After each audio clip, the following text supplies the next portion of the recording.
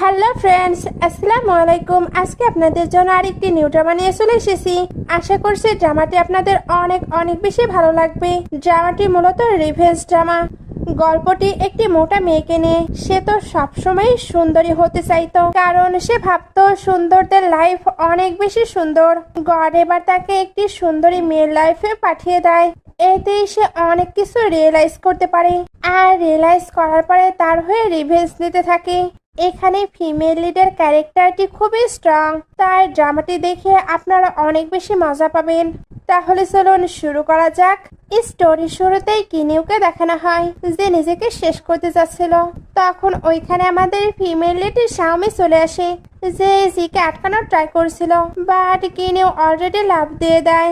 একটু পরে দুজনকে হসপিটালে দেখানো হয়। ডক্টর তো তাদেরকে বাঁচানোর অনেক ট্রাই করছিল।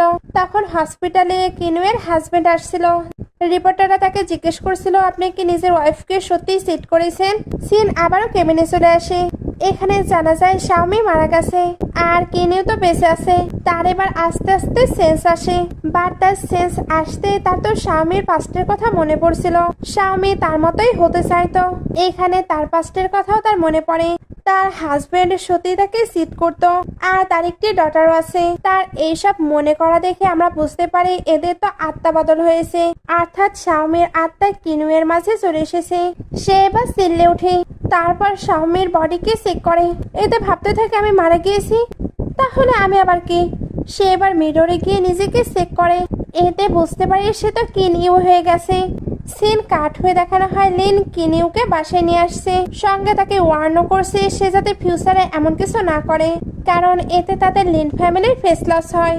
শাওমি এবার ভাবতে থাকে আমি তো ভাবছিলাম কিনিউর লাইফ অনেক বেটার, বাট সে এমন একটি প্যাথেটিক লাইফ স্পেন্ড করছিল। তবে গড যেহেতু আমাকে চান্স দিয়েছে, তাই তার হয়ে আমি এই ফ্যামিলির থেকে রিভেঞ্জ নেব। সে এবার ভেতরে আসে। তখনই সেকেন্ড আন্টি তাকে স্ল্যাপ মারে। লিনের মম ড্যাড মারা যাবার পরে এই আন্টি তাকে বড় করেছে। আন্টির পাশে একটি মেয়েকে দেখানো হয়, এর নাম ইয়ান। সে এক সময় লিনকে সেভ করেছিল, এই জন্য লিন তাকে এখানে নিয়ে এসে রেখেছে। কিনুয়ের এখানে পাস্টের কথা মনে পড়ে। আসলে স্বামী যখন স্কুলে থাকতো তখন এই ইয়ান তো তাকে অনেক বেশি বুলি করেছে। সে এবার ইয়ানকে বুঝিয়ে দেবে বুলি করা কাকে বলে। আন্টি তো কিনিউকে স্ল্যাপ মারতে আসছিল। কিনিউ এবার ওনার হাতটি ধরে নেয়। ইয়ান এবার কিছু বলতে আসছিল, কিনিউ তখন তাকে জোরে স্ল্যাপ মারে।